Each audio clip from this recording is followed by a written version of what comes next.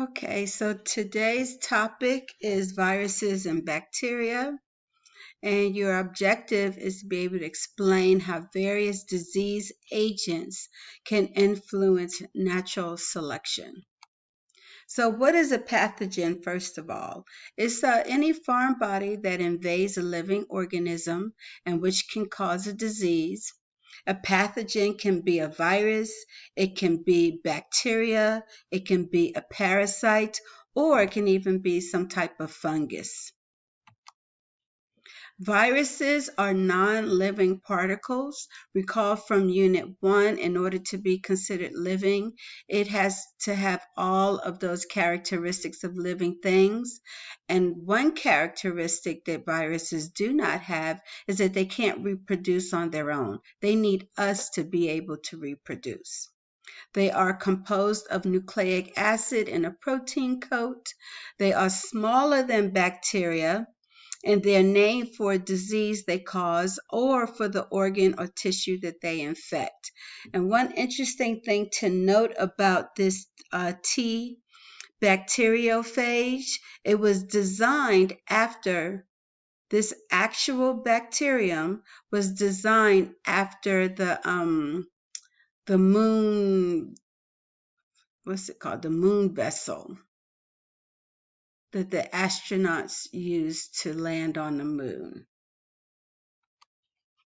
So this is the size of viruses. So this right here is just a little piece, 10,000 nanometers in diameter, this little piece right here of a red blood cell. And look at the viruses in comparison to that little piece of red blood cell. This is the bacteriophage, the one that NASA used to copy to land the astronauts on the moon. This is the rhinovirus. This is the virus that causes colds. Here's the polio virus. You see Ebola right here, chlamydia, adenovirus, etc., etc. And this is an interesting one. This is a bacteria. You see how much bigger it is than the viruses. So an antibody is a protein that's produced in response to an antigen. And an antigen is anything that will trigger an immune response. So like on blood type A, it has antigen A. Etc., etc. We won't get into the blood types on this one. T cells are the soldiers in your body. They kill infected cells, and your B cells make more antibodies so that if a virus tries to infect you, your immune system has like a head start, a heads up.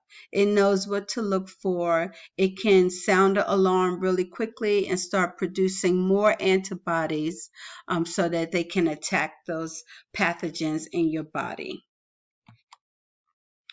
We have two types of immunity. We have passive immunity and active immunity. Passive immunity occurs naturally when maternal antibodies are transferred to the fetus through the placenta or breast milk. That's when a mother breastfeeds her child. Her child is immune as long as she is breastfeeding her child. If she's immune from it, her child is immune from it. You can also get passive immunity via an IV. You go to a hospital, you get sick, they give you immunity through the that bag of fluid.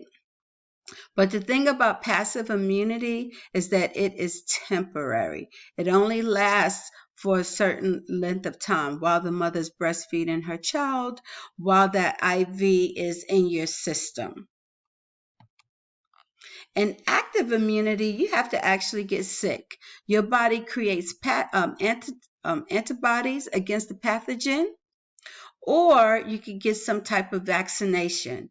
That's one of the reasons why it's so important to get a flu vaccine every year, because that flu vaccine is a vaccination of an actual pathogen. The vaccine contains a weak or artificial strain of that pathogen, and because you're injecting it in your system, your body is going to create antibodies. Getting the vaccine is supposed to make you sick. You're supposed to get sick so your body will know how to fight it. These are some different types of diseases, the actual pathogen name, and the treatment. And of course, in today's society, I put the coronavirus on here. The pathogen is actually called SARS-CoV-2. And right now, of course, we don't have a treatment against it. But let's look at some others. The common cold is the rhinovirus. There's no cheap treatment. There's no treatment because the common cold is constantly mutating. So because of this mutation, we just can't seem to get a type of treatment against it. And it is a virus. The flu vaccine, the pathogen is influenza virus. If you get the actual flu, there is an antiviral medication you can take, your doctor can give you. HIV, the human immunodeficiency virus. There's an antiviral cocktail that you can take if you get sick. That means there's several different antiviruses working with your body. Tuberculosis is a bacterium. And of course, bacteria, you need some type of antibiotic. If it's a virus, you need some type of antiviral.